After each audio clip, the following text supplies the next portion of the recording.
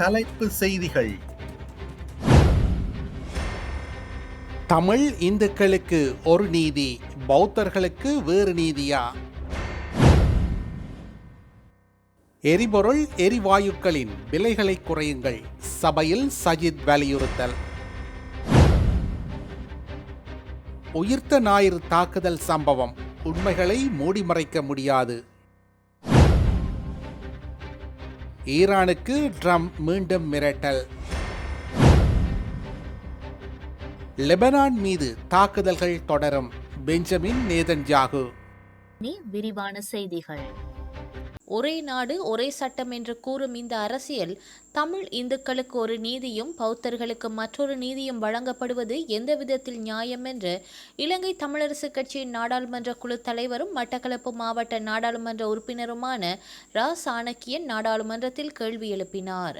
நாடாளுமன்றத்தில் தொல்பொருள் அமைச்சருக்கு வகுப்பெடுப்பது போல அவர் சரமாரியாக கேள்வி எழுப்பினார். இது தொடர்பில் அவர் மேலும் தெரிவித்துள்ளதாவது: இன்று நான் எழுப்புகின்ற இந்த விடயம் வெறும் ஓர் அரசியல் குற்றச்சாட்டு அல்ல. இது வடக்கு கிழக்கில் வாழும் தமிழ் மக்களின் வாழ்வியலும் அவர்களின் மத உரிமைகளும் தொடர்புடைய மிக கடுமையான பிரச்சனையாகும். மத ரீதியான பாரபட்சத்துடன் செயல்படுகின்றன என்ற குற்றச்சாட்டை நான் மிகுந்த பொறுப்புடன் இச்சபையில் முன்வைக்கின்றேன். திருக்கோணேஸ்வரம் ஆலயத்தை எடுத்துக்கொள்ளுங்கள். அந்த ஆலயத்திற்கு சொந்தமான 18 ஏக்கர் நிலத்தில் ஒரு வாழை மரத்தை கூட நட அனுமதி இல்லை. ஆனால் அதே ஆலய பகுதியில் பெரும்பான்மையினருக்கு சொந்தமான 58 வர்த்தக நிலையங்கள் தொல்பொருள் திணைக்களத்தின் அனுமதியுடன் சட்டவிரோதமாக இயங்கி வருகின்றன. இதை எந்த அடிப்படையில் நியாயப்படுத்தப் போகிறீர்கள்? மட்டக்களப்பு தாந்தாமலை முருகன் ஆலயத்தில் நிலைமை இன்னும் மோசமாக உள்ளது. தீக்கிரையான மின்சார மீட்டர் பெட்டியை மாற்றுவதற்கே அனுமதி மறுக்கப்படுகின்றது. ஆலய கட்டிடத்தை சேதப்படுத்தும் வகையில் வளர்ந்துள்ள அரச மரத்தை வெட்ட அனுமதி இல்லை. ஆனால் அதே பகுதியில் புதிய விகாரை அமைக்க அனுமதி வழங்கப்பட்டுள்ளது. இது பாதுகாப்பு கொள்கையா அல்லது திட்டமிட்ட தடை செய்யும் நடவடிக்கையா? திருகோணமலை குச்சவெளி பகுதியை பாருங்கள். 24 கிராம சேவகர் பிரிவுகளில் 500க்கும் குறைவான சிங்கள மக்கள் மட்டுமே வாழ்கின்றனர். ஆனால் அங்கு 38 புதிய விகாரைகள் அமைக்கப்படுகின்றன. அதாவது தலா 10 பேருக்கு ஒரு விகாரை என்ற அளவில் இந்த நடவடிக்கைகள் இடம்பெறுகின்றன. இது இயல்பான தேவையா அல்லது திட்டமிட்ட மாற்றமா?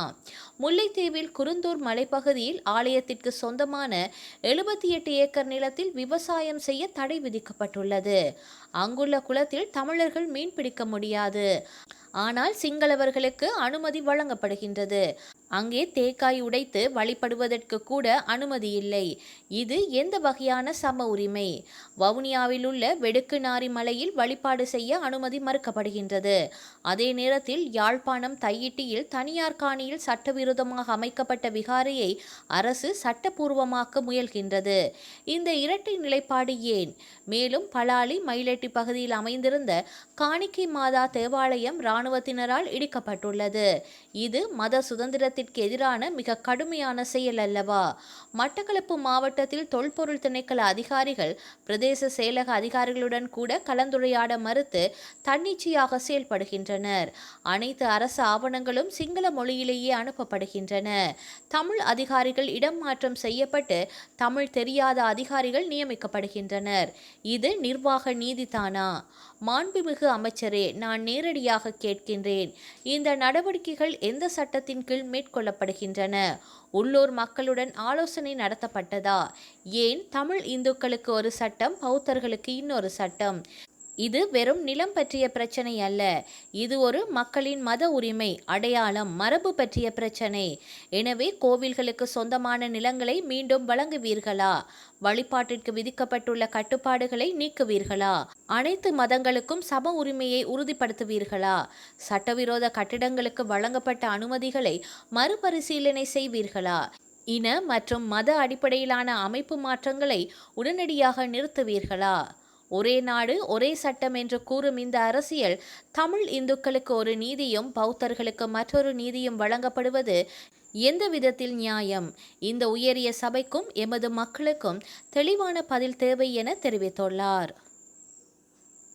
மத்திய கிழக்கில் நிலவும் தற்காலிக போர் நிறுத்த சூழலை ஒரு வாய்ப்பாக கருதி எரிபொருள், எரிவாயு மற்றும் அத்தியாவசிய பொருட்களின் விலைகளை குறைத்து மக்களுக்கு உடனடி நிவாரணம் வழங்க அரசு நடவடிக்கை எடுக்க வேண்டும் என்று எதிர்க்கட்சி தலைவர் சஜித் பிரேமதாச வலியுறுத்தியுள்ளார்.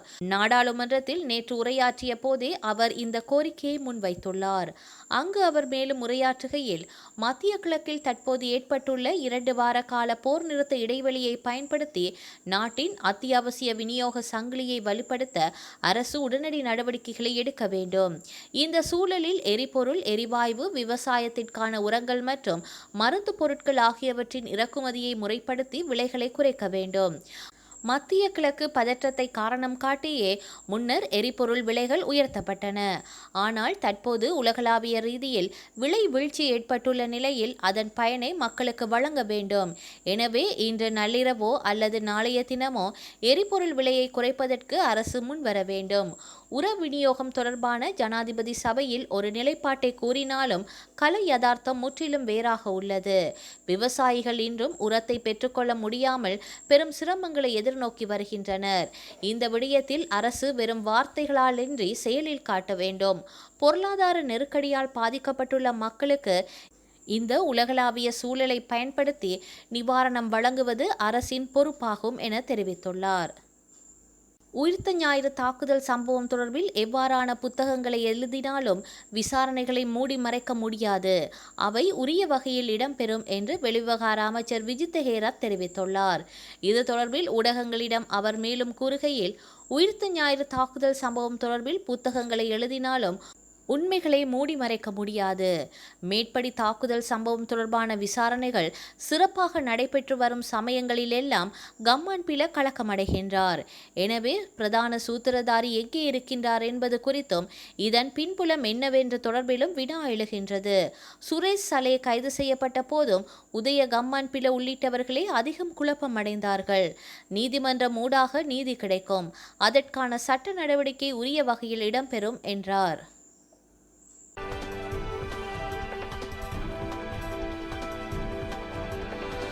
வர்த்தக கப்பல் போக்குவரத்துக்கு ஏதுவாக ஈரான் தனது ஆர்முஸ் ஜலசந்தியை திறக்க இசைந்துள்ளதால் அமெரிக்கா இஸ்ரேலுடன் 2 வாரம் போர் நிறுத்தம் ஏற்பட்டது.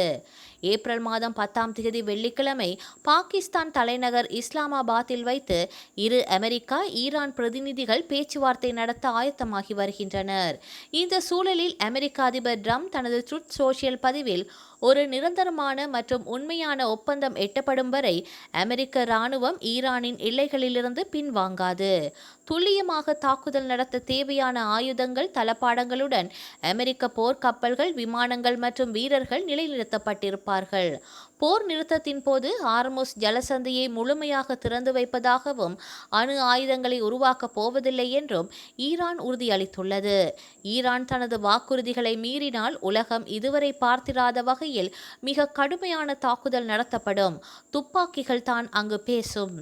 இதற்கிடையில் நமது மாபெரும் இராணுவம் ஆயுதங்களில் தோட்டாக்களை மீண்டும் நிரப்பிக்கொண்டும் ஓய்வெடுத்துக் கொண்டும் இருக்கின்றது. சொல்லப்போனால் அது தனது அடுத்த வெற்றியை ஆவலுடன் எதிர்நோக்கி காத்திருக்கின்றது.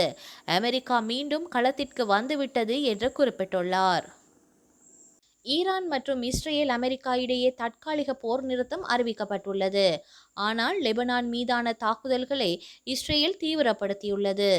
ஈரானுடனான போர் நிறுத்த ஒப்பந்தம் லெபனானுக்கு பொருந்தாது என இஸ்ரேலிய பிரதமர் பெஞ்சமின் நெதன்யாகு அறிவித்ததை தொடர்ந்து இந்த தாக்குதல் முன்னெடுக்கப்பட்டு வருகின்றன. அதுவும் இந்த 2 நாட்களாக லெபனான் மீது கொடூரமான தாக்குதல்களை இஸ்ரேல் முன்னெடுத்து வருகின்றது. இதனால் 200க்கும் மேற்பட்டோர் உயிரிழந்துள்ளனர். இந்நிலையில் லெபனான் மீதான தாக்குதல் தொடரும் என மீண்டும் அவர் தெரிவித்துள்ளார். வரலாற்றில் இன்று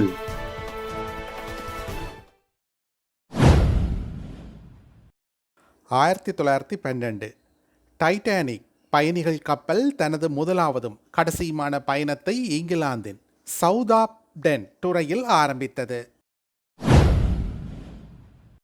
2002 விடுதலை புலிகளின் தலைவர் வே. பிரபாகரன் கிளிநொச்சியில் சர்வதேச ஊடகவியலாளர் மாநாட்டில் கலந்து கொண்டார். 2006 இந்தியாவில் உத்தரப்பிரதேசத்தில் மீரட் நகரில் வணிக கண்காட்சி ஒன்றில் ஏற்பட்ட தீயில் 60 பேர் உயிரிழந்தனர். 2010 போலந்து விமானம் ஒன்று ரஷ்யாவில் சிமோலெங்ஸ் நகரில் வீழ்ந்ததில் போலந்து ஜனாதிபதி, அவரது மனைவி மற்றும் உயர் அதிகாரிகள் உட்பட 96 பேர் பலியாகினர். செய்திகளை உடனுக்குடன் தெரிந்து கொள்ள உடனே சப்ஸ்கிரைப் செய்து பெல் பட்டனை கிளிக் பண்ணவும்.